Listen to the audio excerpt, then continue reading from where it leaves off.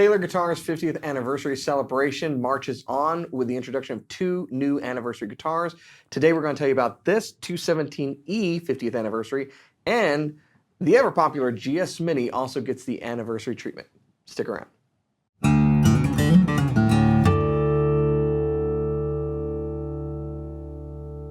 Hey, you're watching Alamo Music TV. My name is Chris McKee.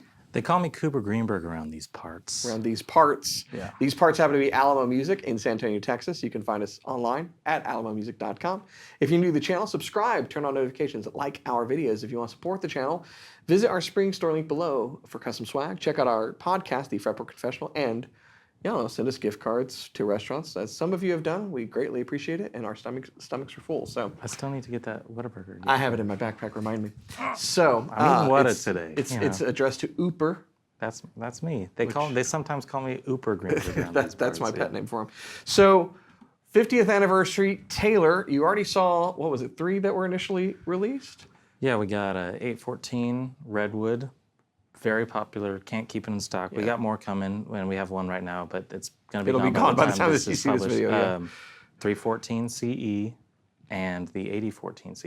All have been very popular. So hot on the heels of those, we have 2 of their Tecate made in Mexico models. That one is popular. You know it. The GS Mini needs no introduction. This is new to the lineup overall. So there are some changes that have gone on with this model, which we'll talk about. And this happens to just simply be a 50th anniversary model. Which one should we start with? Let's get this bad boy out of the way because you know what this is. This is a GS Mini. So that one, let's get into that one. No, the GS Mini, it's seen a burst before. Yes. It was a caramel burst. This is a new burst, which I did confirm is the vintage sunburst. VSB.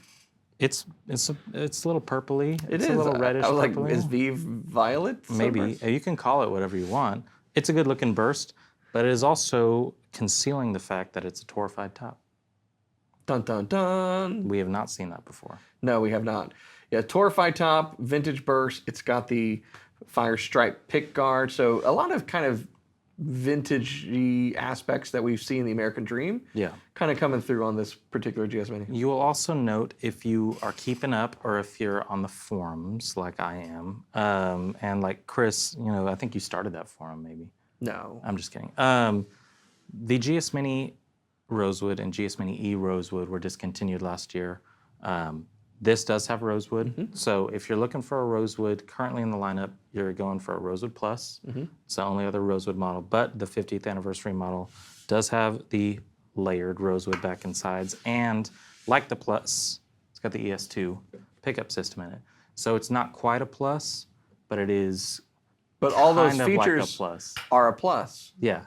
It's satin like a non-Plus, but it's got the ES2 and it's got Rosewood and it's got a couple other aesthetic things that you'll only find on the 50th anniversary model. No other GS Mini has a torrified top. No. As of right now, I'm sure, some people are going to dig it, and maybe down the road we'll get a torrified in the lineup all the time. But as of right now, this is the only thing that you can get that's got a torrified top with a burst, with the Rosewood, ES2. It's got gold tuners because it's 50 50th. years.